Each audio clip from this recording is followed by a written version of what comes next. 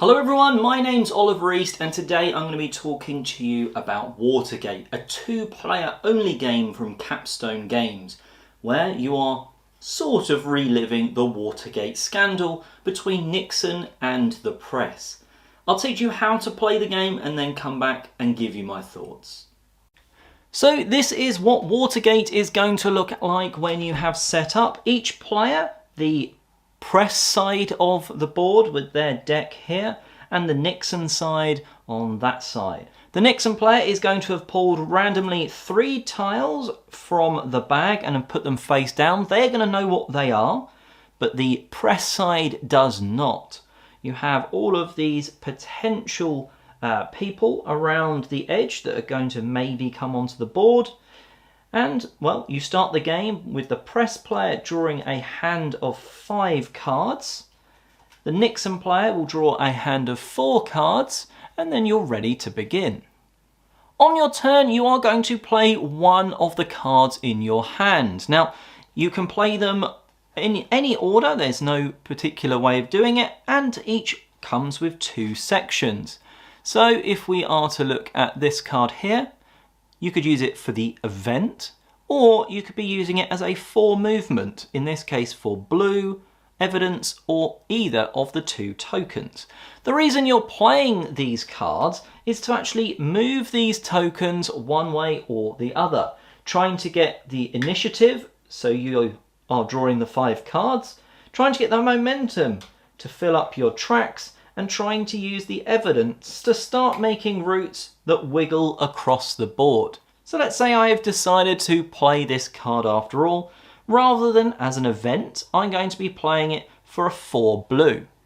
As the press, I don't know what these face down tokens are. So I have to say blue 4. So the Nixon player who knows what these are would maybe secretly have a look. If any of them are blue, or at least half blue, they'd have to reveal one of them. In this case there's only the one, so they would reveal that. We wouldn't know what these are, and this would move 4 on our side. 4 steps. If this was already on 2, it would move 4 steps to our 2. If we had instead played this card, the yellow one, then the Nixon player would have had the option of either of these. He'd only reveal 1, and then we would have moved it 3. If we were to then play this card on a future turn, forgetting that we'd just potentially played it, this is a brand new card in our hand. If we say yellow, they would still reveal this one. If there are no more yellows to reveal, we would then be able to move one of the other yellows.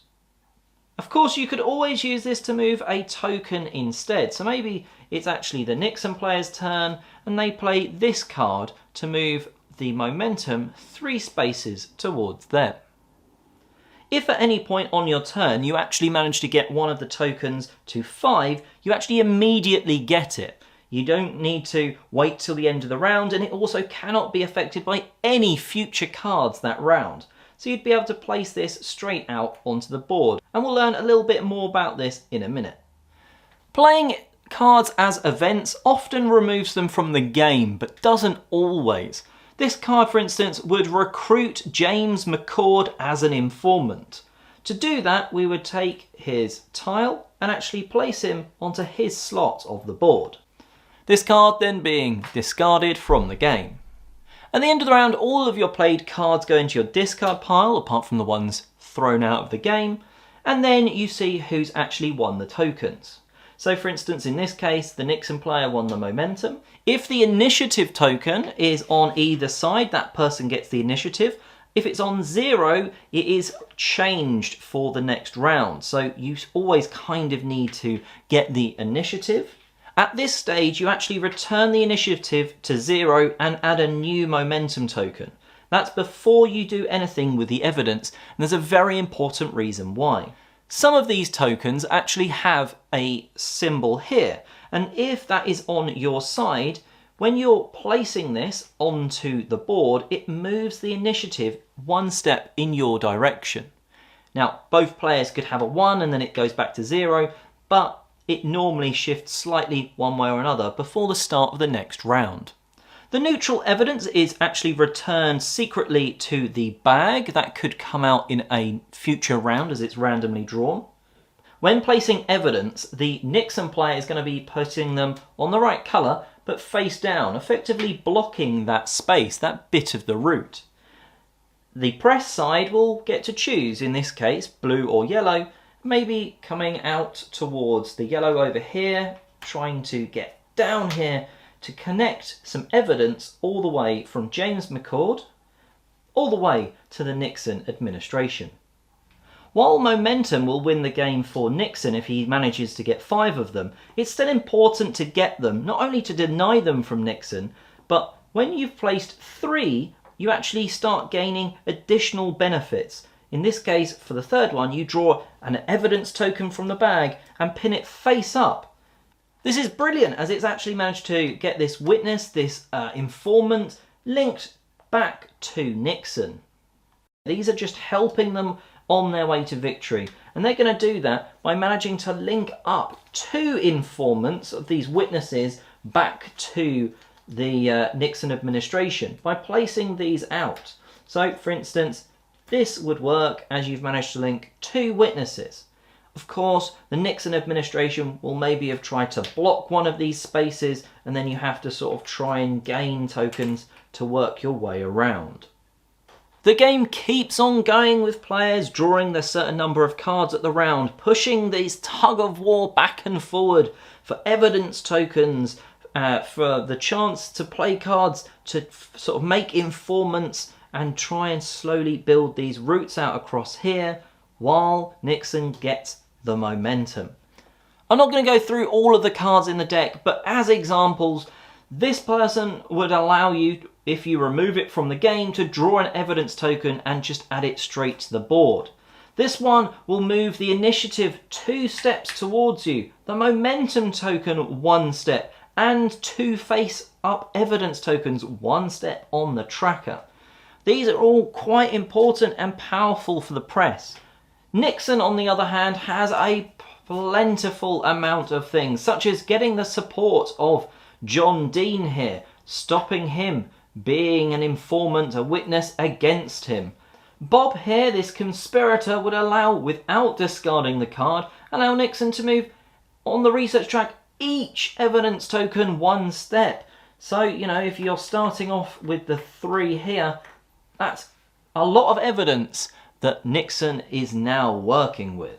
All of these are going to be big events and powerful cards, and that is how you play Watergate. So Watergate is a mixture of a brilliant tug-of-war section, a spicy deck of cards that's going to be doing that, and then this sort of board area where you are trying to sort of do routes effectively across it. Now let's break that into the 3 sections. Creating your sort of route across the board with one player, the Nixon player, putting the evidence face down and blocking routes, trying to sort of make sure you can't get to easily accessible the witness sort of people around the edge. That's a really interesting bit where you're like, okay, I need to win a yellow or blue this time to try and block that off. While the press side of things are trying to sort of win as many of those tiles as possible to create these quick routes across before they can be blocked off. And none of these people can be just instantly blocked off with a single placement. They all have at least 2 routes of evidence to them. So, you know, it's not the easiest thing to block off. You can do it, or at least slow them down. And that's a fun aspect of the game that's driven by that tug of war. The tug of war works so well for 2 players. Constantly you are questioning your own choices and questioning what is best. I'm playing this card and I could move that momentum token. I could move the initiative token. Or I could move the card, or potentially the evidence type, towards me. Now, the evidence is going to help you for this board, but well, what happens if you just try and get ahead of momentum? All of a sudden, your opponent's going to have to look at that and think, I can't keep letting them get the initiative, getting the extra card in the round, getting the momentum. You're constantly having to think, oh, okay, they're going for that. If I move this token over here, are they going to contest me here? And then you've got on top of that the powers, the cards, and they are powerful. The deck of cards, the first time you play, you're reading through it, some of the powers. Yeah, you have to discard that card out of the game, but Nixon has a card that ends the round. He can't play on his first turn that round, but it ends that round instantly. That seems so strong that it could come out of your deck in that, that power just seems ridiculous, that it would effectively break that round and you're just going to win a lot. But then you look at the other deck and it's got stuff that just breaks the game almost for themselves, and the game isn't broken because both decks are stacked with things that are so powerful. But it's when you use them. Sometimes a card can come out in the deck and you're like, that would be really powerful because I need to get that witness person round the edge. But I kind of can't use it for that yet. It's too early on. I've not got a route anywhere near them, so what's the point? And other times you're like, well, if I don't use it now, is it going to come back round? Am I going to cycle my deck quick enough to get back round to this card? Maybe it is worth just, exploding that card up, putting it back in the box, and taking the big power. And like I say, the powers are so strong from both sides that you're going to have tokens coming out the bag and just being added that weren't on this sort of tug of war, that shouldn't, in any other sort of experience, it would be like you've almost cheated by taking this random tile from the bag, but that's what your card allows you to do. And it's exciting because it kind of does feel like, oh, the press have, they've leaked this big bit of information and it's caused a lot of damage to the Nixon administration. And you're like, okay, they've got a big advantage on the board, or they've moved a load of evidence because they've uncovered something. And then it feels right that Nixon can throw down stuff from his deck that does the opposite. And it's like, well, I'm the president. Deal with it. Yes, it's quite abstracted when it gets to the sort of the root building of evidence, but it still kind of does make sense that you're tying things back through like a long chain of evidence from this person and what they've said. Now they've agreed to sort of testify on your behalf and be that witness.